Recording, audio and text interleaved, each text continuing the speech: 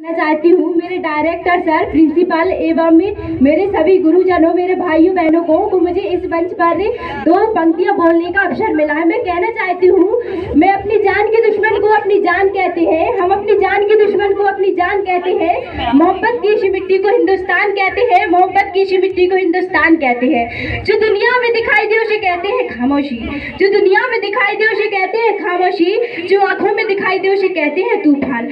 जो ये दीवार का सुराग है साहब, जो ये दीवार का सुराग है चाइना अमेरिका पाकिस्तान, जो ये दीवार का सुराग है चाइना अमेरिका पाकिस्तान साजिशों का हिस्सा है, मगर हम इसे अपने घर का रोशनदान कहते हैं, मगर हम इसे अपने घर का रोशनदान कहते हैं। परम सम्मानीय महोदय अध्यापक, प्रिंसिपल सर, डायरेक्टर सर एवं हमारे सभी गुरुजनों एवं मेरे भाइयों बहनों, मैं पायल लोधी देश प्रेम और राष्ट्र निर्माण के उपक्ष में अपने कुछ विचार स्पष्ट करना चाहती हूँ। अपने आजादी का असली मतलब वही समझ सकता है जिसने गुलामी की हो।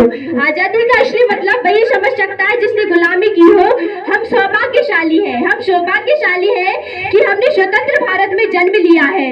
यूं तो आजादी की लौ 1857 में ही जल चुकी थी, यूं तो आजादी की लौ 1857 में ही जल चुकी थी, लेकिन जो वर्तमान में जो वर्षकाल बनकर 1947 में हमारे देश को आजाद कराई, प्राचीन मध्यकालीन और वर्तमान भारत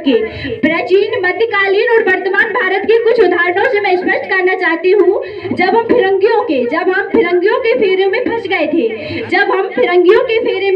थे, तो रंगदे बसंती चोला की एक आवाज पर टोले के टोले उमड़ आते थे और उनके वंदे मातरम के नारे से खून में आने वाला 5 डिग्री का तूफान अंग्रेजी शासकों को जड़ों से तूफान ला देता था।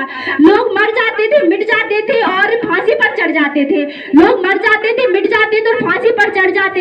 तो भी वे अपनी देशभक्ति साबित कर रहे होते थे, क्योंकि वह देश की देशभक्ति की कसौटी थी। उसके बाद 62-75